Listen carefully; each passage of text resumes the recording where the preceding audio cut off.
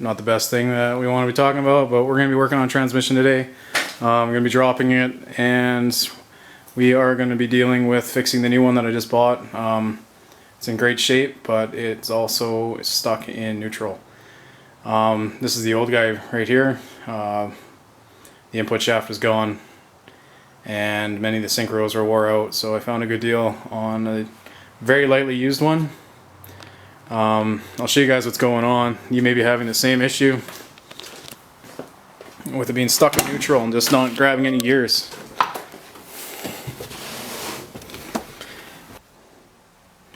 Okay guys, I'll show you an example of what's going on. Transmission's stuck in neutral. It moves over to the fifth and reverse side. It kind of wants to go into fifth, but you can tell that something's on the go because it automatically goes back to neutral. Doesn't go down into any gear. It won't even move over to first and second, and I'm guessing that's the one that's out of position with the forks and the shifter. So I'll get to it and I'll show you guys what's going on. Before you do this, you're going to want to drain your transmission. There's two plugs on it. I suggest opening both of them. I'll just quickly show you guys here where they are. You have one right here. That'll be your lowest one. It'll actually drop a lot more oil after you drop this one first. That'll get rid of the big mess. And then do this one quickly after. Here's your fill plug. Keep in mind that you will lose a lot of oil out of here if you don't bag it. So put something on there, keep all the oil in there instead of on the floor and rolling it like I did. Okay, so the bolts that we got to do to remove the tail housing in order to get to the shift levers are all these bolts here. There are 7 of them. Keep in mind you got some sensors all over the place. You may or may not want to take them out for this. I practiced on my own transmission first before doing it. It's not as bad as you would seem. Okay guys, I'm going to show you how to remove the tail housing. Problem I'm having right now is I can't go in gear. So as this is sitting in the neutral spot, so this is your 3rd and 4th gear, middle's neutral.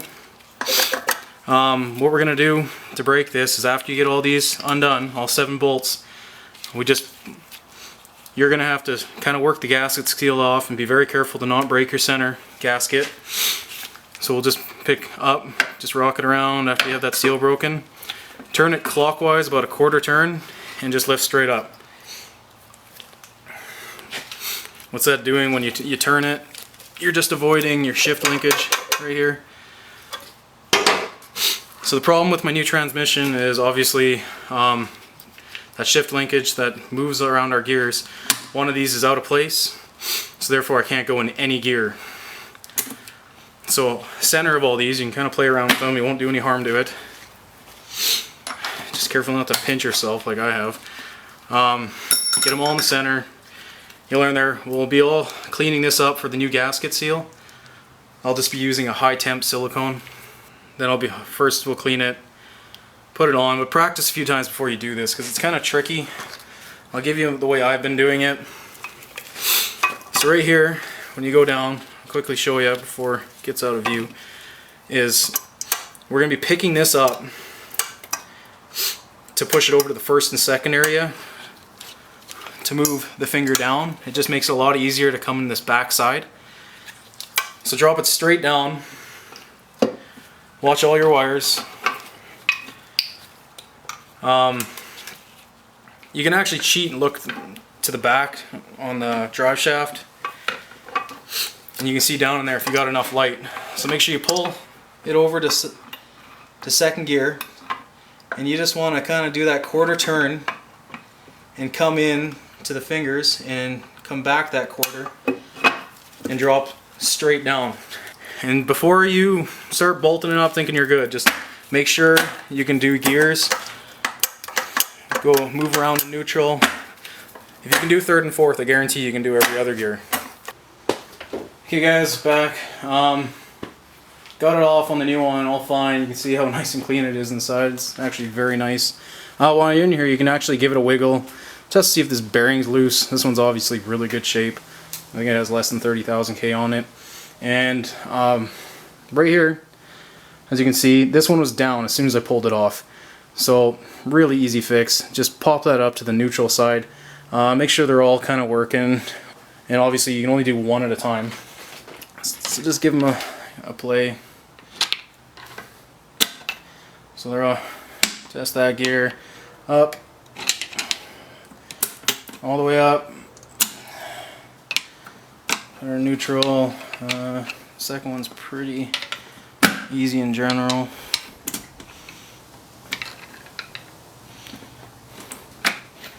Works. Oh. And just the final one. Works. Everything's great. So it's kind of unfortunate that you gotta rip out a transmission if you're having this issue. I highly suggest do not do what other guys are saying and just smash it around until it pops in. You're gonna have to pop out this top plate to have access to the top there. Okay guys, I just wanted to talk to you one more time about everything. I went through all the gears, I was playing with all these and made sure they all worked again. Just like I was saying, to do the dry fit 2-3 times, making sure you can do it before you get any of the silicone on. And I wanted to show you guys the silicone I got. It's been working really good for me. I've even used it on the exhaust of the Rx7. It's Permatex Ultra Copper. It's rated to 700 degrees Fahrenheit, and when I pulled my exhaust apart to do this, it wasn't even affected. It was still looking brand new. So yeah, if you guys are looking for a really good high quality silicone, it's rated for turbochargers and everything. Okay guys, we're going to drop this on. The gasket sealant is fresh. You got to put it on when it's still wet. So how this works is that what we're going to do is, as we go on and do that little quarter turn twist, this has to go all the way forward and pull up on it as if you're going into first gear. Remember, you can cheat by looking down the shaft on the back here. You can see exactly where that piece is while you're pulling up. So we go in, quarter turn twist, then we're going to drop it down, and we're just going to let it sit for a whole hour. The way this works is as it squeezes out, you make sure it makes contact all the way around. No gaps. With gasket sealer like this, you don't want to tighten it because you'll just squeeze it out. So we're going to give it a whole hour before we put any bolts in. But as I said, make sure you got even contact all the way around. Otherwise it's not going to work too good for you.